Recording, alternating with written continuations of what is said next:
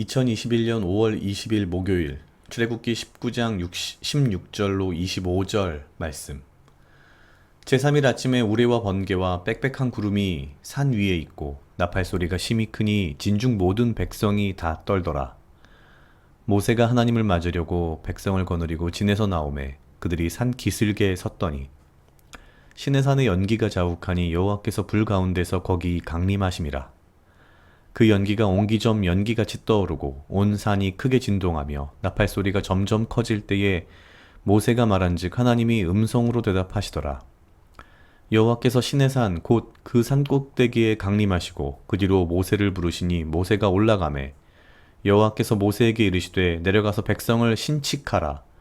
백성이 돌파하고 나 여호와께로 와서 보려고 하다가 많이 죽을까 하노라. 또 여호와께 가까이 하는 제사장들로 그 몸을 성결히 하게 하라. 나 여호와가 그들을 돌격할까 하노라.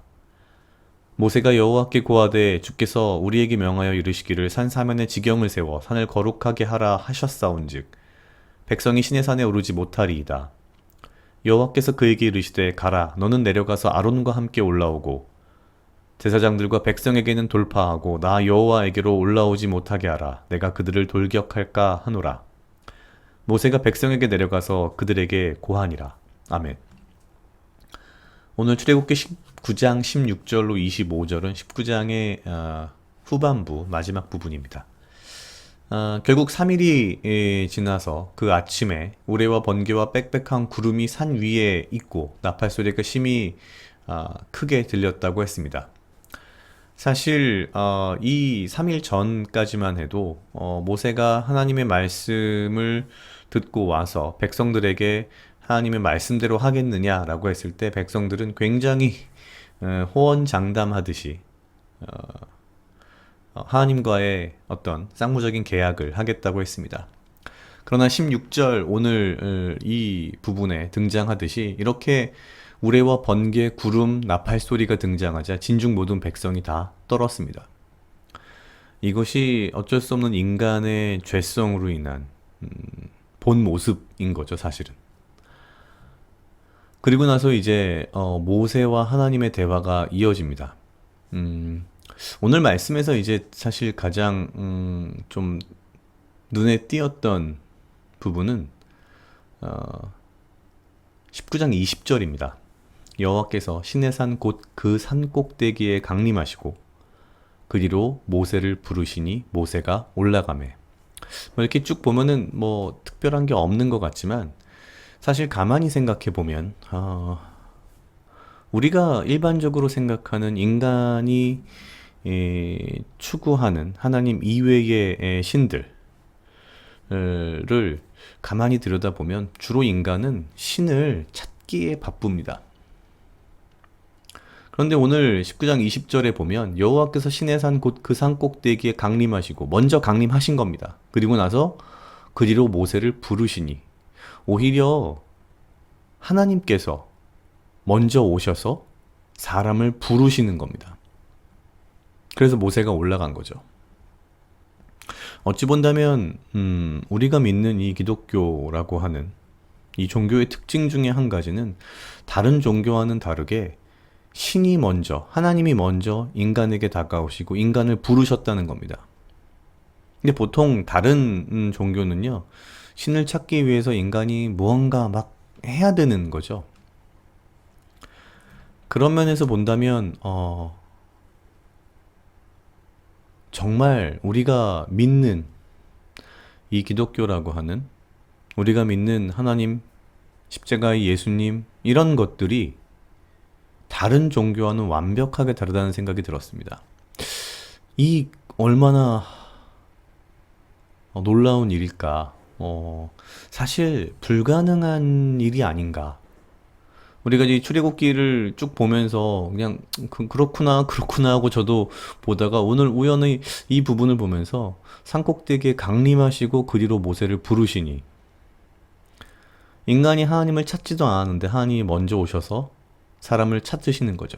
그리고 그 다음 21절부터 등장하는 내용은 더 어떻게 보면은 참 놀랍습니다. 하나님께서 말씀하시기를 21절 여호와께서 모세에게 이르시되 내려가서 백성을 신칙하라. 신칙하라란 말은 계속해서 이제 경고하고 알려줘라라는 얘기인데요. 백성이 돌파하고 여기서 돌파는 이제 그 어떤 경계선을 돌파한다는 얘기겠죠. 나 여호와께로 와서 보려고 하다가 많이 죽을까 하노라.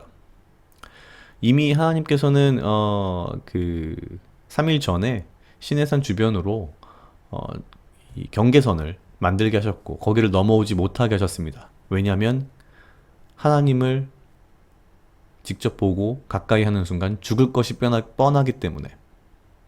뿐만 아니라 22절 여호와께서 가까이 하는 제사장들로 그 몸을 성결하게 하라. 나 여호와가 그들을 돌격할까 하노라. 사실 하나님께서는 불의와는 죄와는 도저히 공존하실 수 없는 분이시기 때문에 인간의 죄를 본 순간 인간은 모두 죽을 수밖에 없는 거죠.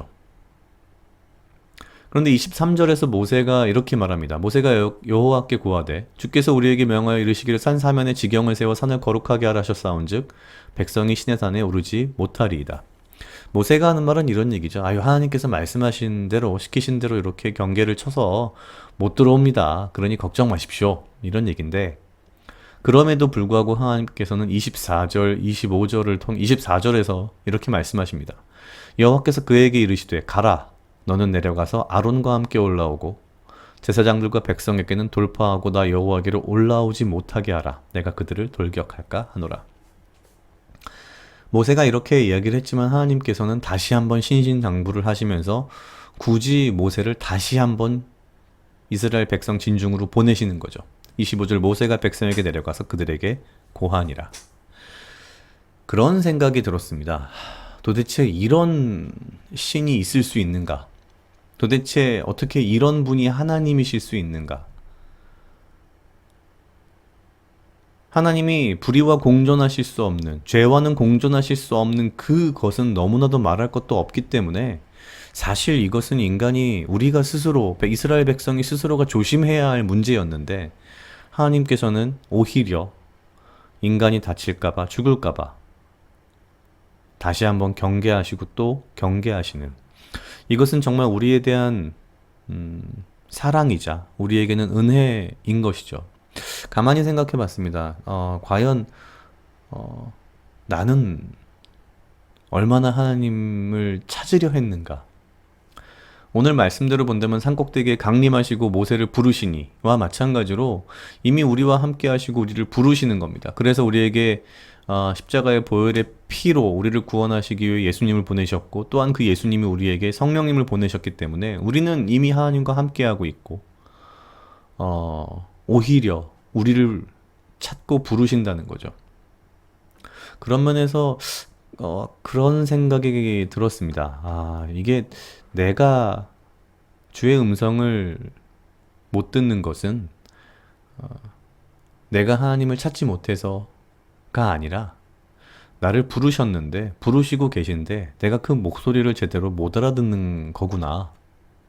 내가 그 목소리를 알아듣는다면 모세와 같이 그냥 모세를 부르시니 모세가 올라가면 되는 건데 하나님의 음성을 내가 듣지 못하는 것이구나 라는 생각이 들면서 하나님이 나와 함께 하시지 않는 게 아니라 하나님이 나를 돌아보시지 않는 게 아니라 내가 하나님의 목소리를 듣지 못하는구나 라는 그런 생각이 들었습니다.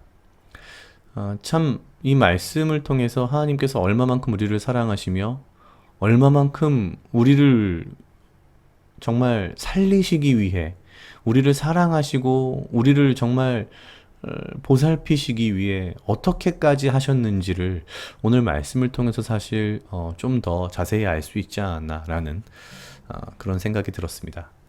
각자 약 2분 정도 묵상하시겠습니다.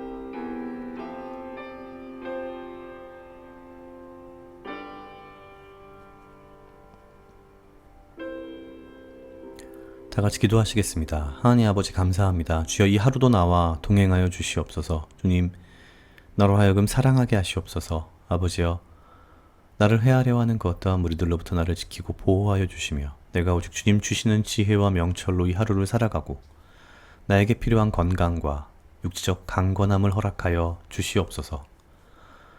주님, 내가 주의 음성을 듣지 못할 때에 주께서 나와 함께 하시지 않는 것이 아니라 내가 주의 목소리를 듣지 못하는 나의 부족함과 나의 죄와 나의 정말 이기심 때문임을 내가 알게 하시고 아버지여 나의 귀를 열어주시며 나의 눈을 열어주시며 내가 주의 목소리를 듣고 주의 말씀대로 살아갈 수 있도록 주여 인도하여 주시옵소서.